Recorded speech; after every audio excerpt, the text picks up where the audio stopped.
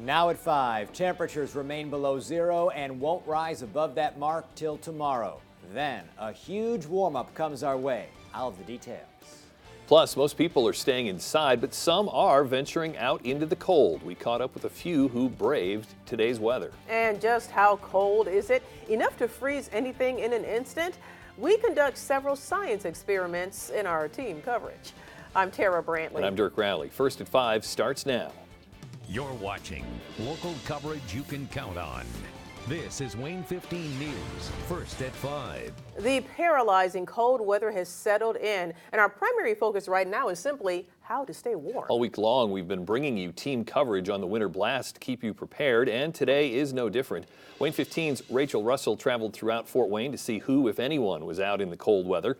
We also spoke with first responders to see how they deal with the cold, and WANE 15 meteorologist Adam Solarzik did some science experiments just to demonstrate how bitterly cold it is. But first, let's send it over to Chief Meteorologist Nicholas Ferrari for the latest on this winter blast. Nicholas? All right, so let's talk about just how long we have been below zero around here.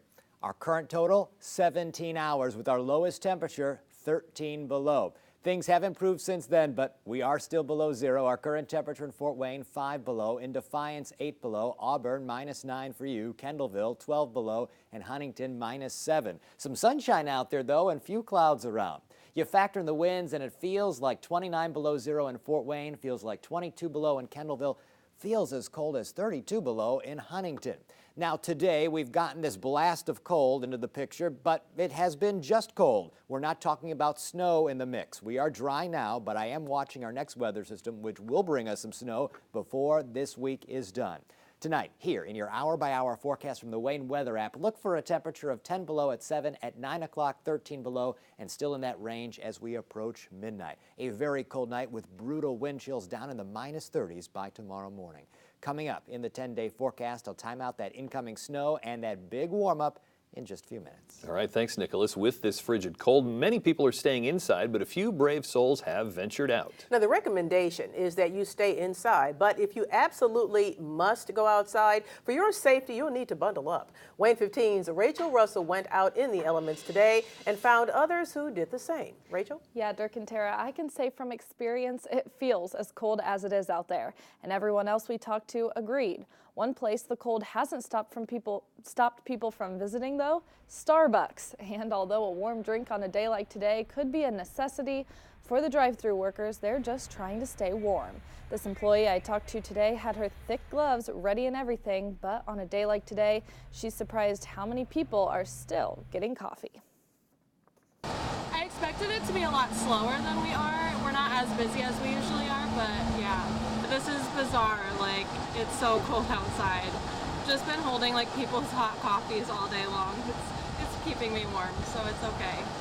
This Starbucks downtown on Jefferson said they will be closing their drive-thru at 7 o'clock tonight and not opening it back up until tomorrow at 7:30. We also stopped by the CityLink bus stop downtown to see where people are traveling.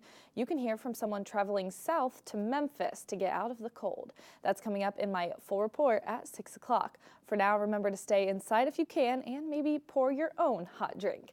In studio, Rachel Russell, WANE 15 News. People have to have their coffee. Rachel, thank you. Because it is so cold, there are travel restrictions in some areas. In fact, all counties except DeKalb in northeast Indiana are under some sort of restriction. 9 are under a travel watch, the rest under a travel advisory. The difference between the orange and the yellow is simple. If your county is under a watch, this means that conditions are threatening to the safety of the public. During a watch, only essential travel such as to and from work or an emergency situation is recommended. An advisory is the lowest level. This means routine travel or activities may be restricted. If you need a place to go and stay warm, there are a number of warming shelters across Allen County, such as the Rescue Mission. It operates as a warming center for anyone during the day and an emergency shelter for men at night.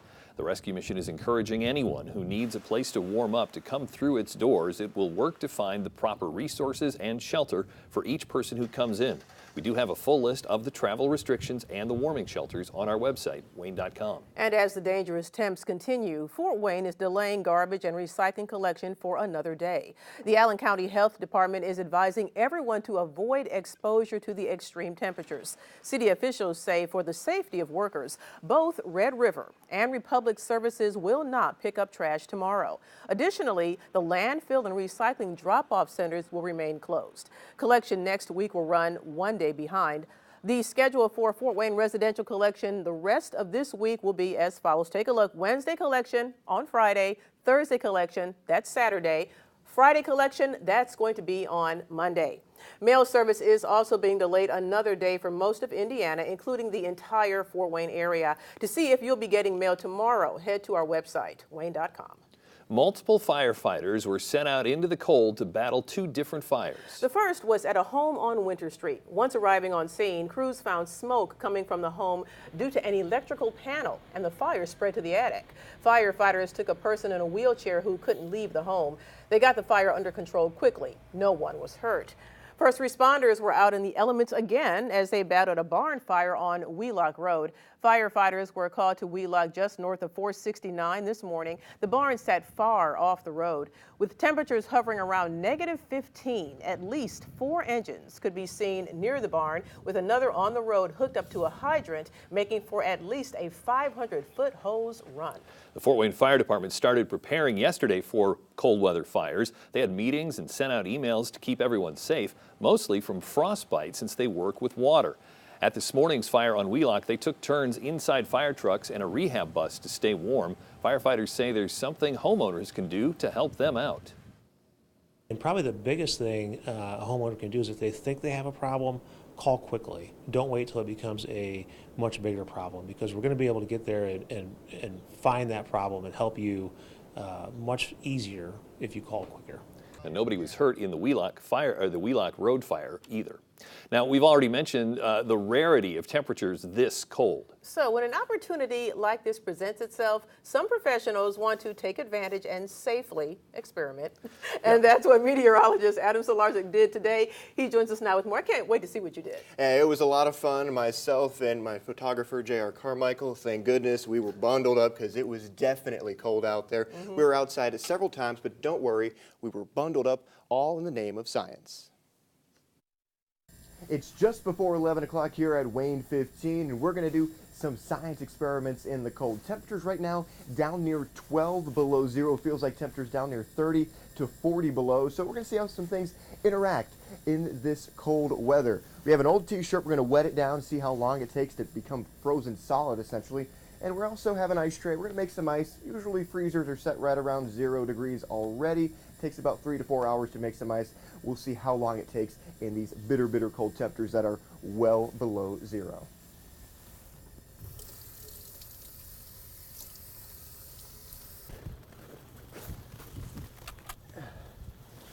So you can already start to see some frost developing on the shoulder part of this t-shirt, and it's already, we've been out here for maybe 15 seconds and it's already starting to lose its flexibility. So we'll see what happens after maybe a couple hours out here.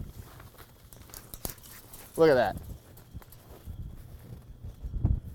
Back to check on our t-shirt and ice cubes. Our ice cubes we checked on right around 12:30, so after about an hour and a half of these ice cubes being out here, they were already rock solid, and obviously by the time we get into later on in the afternoon hours, they're normal ice. Here's the t-shirt.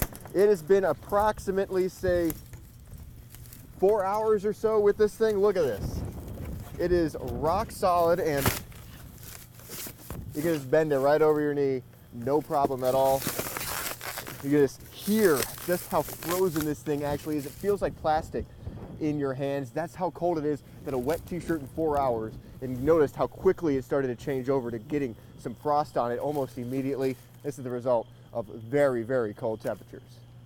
And like I said, it was dangerously cold. We made sure to limit our time outside and take several breaks to make sure we were nice and warm. And at 6 o'clock, you can see probably my favorite experiment of the day, which involved an egg. And some of you on Instagram may have seen the Coke bottle we have out there. It still has not exploded. So if you guessed 20 minutes, even an hour, you're out of luck so far. I thought the shirt was going to break. I was hoping. I was hoping going to break, too. you know? It was all the moment of truth right over the knee. Yeah. But unfortunately, it still was very, very But hard. it's a great reminder that if you got cold on your hands, cold gloves, get something dry quick. Yeah, especially if they're wet. Yeah. Thanks, Adam. All right, you can find a list of all the closings, travel statuses, and tips for dealing with cold right now on Wayne.com. We also have more Winter Blast coverage tonight at 6 and on Nightcast at 11. Coming up on First at 5, he's the most powerful man in football. Days before the Super Bowl, we sit down with NFL Commissioner Roger Goodell when your number one news at 5 returns. Count On continues with Tara Brantley and Dirk Rowley. You're watching Wayne 15 News, First at 5. We're just 4 days away from Super Bowl 53 right here on Wayne 15, and today was a big day in Atlanta as the NFL Commissioner held his State of the Game press conference. Wayne 15's Anthony Calhoun joins us now from outside the Mercedes-Benz Stadium with the latest. So AC, what did he have to say? Hey guys, yeah, great to be with you here in Atlanta. We had a lot to say here as the teams get ready for Super Bowl 53, Patriots and the Rams. You know, the press conference with Roger Goodell always brings up all the hot topics buzzing around the NFL, but there was one topic that surrounded a lot of questions was the NFC Championship game between the Saints and the Rams. The controversy there took center stage. It's been nearly 2 weeks and NFL fans are still talking about this missed no call of pass interference on the Rams that pretty much kept the Saints out of Super Bowl 53. The NFL did admit after the game the officials missed the call, but not a single word on this issue publicly from Commissioner Roger Goodell until today. Whenever an officiating is part of any kind of discussion post-game, it's never a good outcome for us. We know that, our clubs know that, our officials know that. But we also know our officials are human. We also know that they're officiating a game that moves very quickly and have to make snap decisions under difficult circumstances.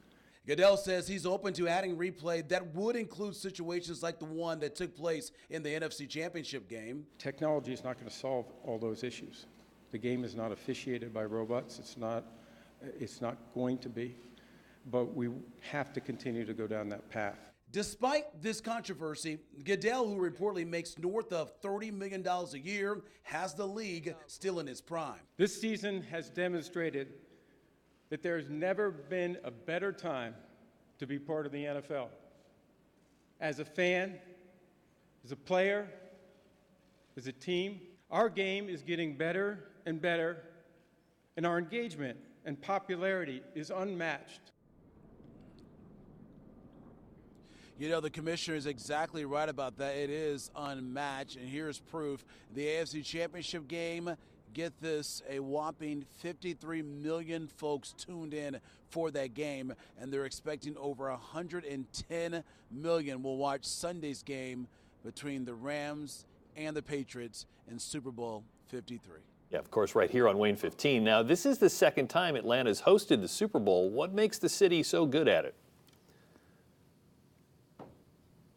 Yeah, you know, as a matter of fact, though, this actually will be the third time, believe it or not, that the city will host the Super Bowl here in Atlanta. And what's so great about this city is the fact that, you know, it's had major sporting events in the past. I mean, it had the Olympics here. They've had a plethora of Final Fours here.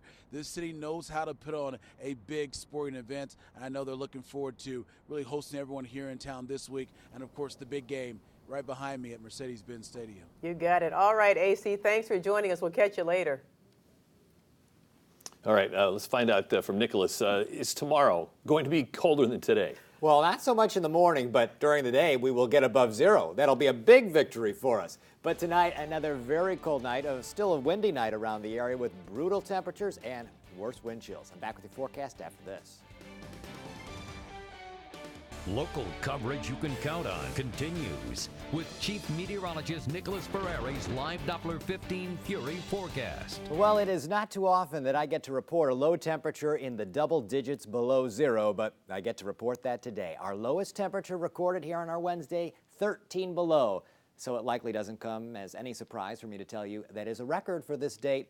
The old record, 8 below, back in 1966. Now this new minus 13 will certainly be hard to beat in the years ahead, although not impossible.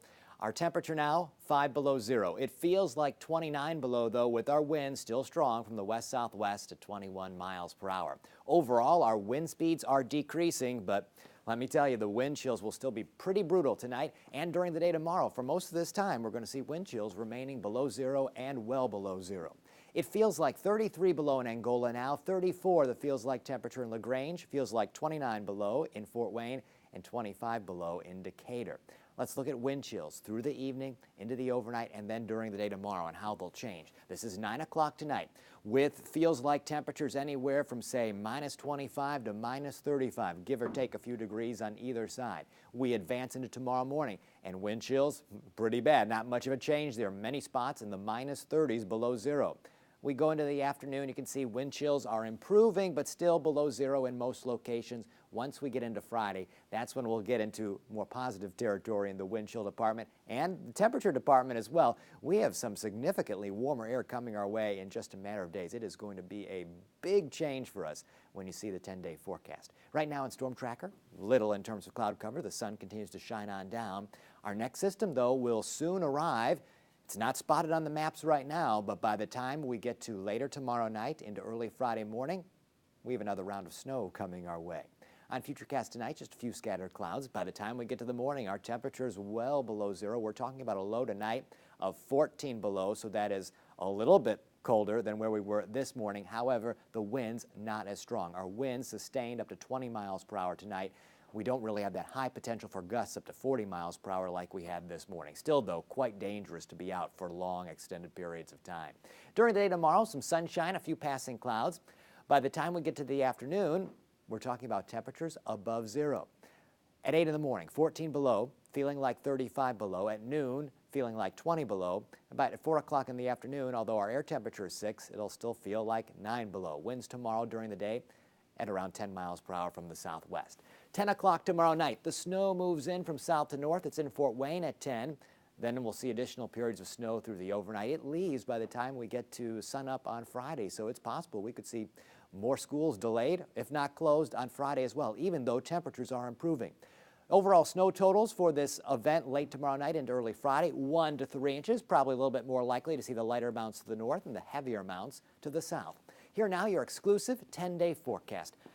On tomorrow, 8 degrees, Friday, 26. That's snow early. On Saturday, up to 39, some rain. Sunday, 51, rain there. Monday, all the way to 56, an even better chance at rain. Tuesday, some rain, 42. Wednesday, 50. Then things do get colder later next week. That's your forecast. More news after this. Local coverage you can count on continues with Tara Brantley and Dirk Rowley. You're watching Wayne 15 News, first at 5. The cousin of the man charged in last year's Thanksgiving homicide is now facing charges. 30-year-old Sabron Pinkston is charged with assisting a criminal where the criminal committed murder. Police arrested him this weekend and believe 22-year-old Gerald Pinkston was living at Sabron's house for around a month. Gerald was arrested over the weekend as well. Gerald Pinkston is charged with domestic battery and 3 counts of murder. Sabron is scheduled to be in court tomorrow.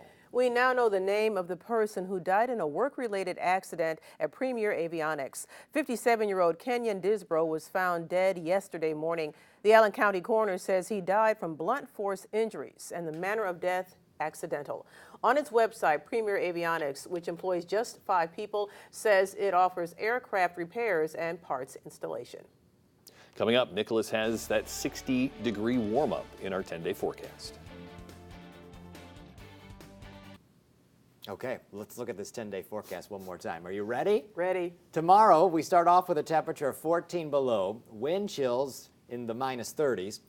During the day, our high temperature rises to 8. Wind chill still below zero, but in the single digits below zero, so that is an improvement. Still, though, dangerously cold. Friday, 26. Some early snow. That snow begins late Thursday night, continues into early Friday morning. We're talking about 1 to 3 inches spread across the area. Over the weekend, a chance at rain as high temperatures rise. The best chances at rain on Monday and Tuesday. Negative 50. Yeah.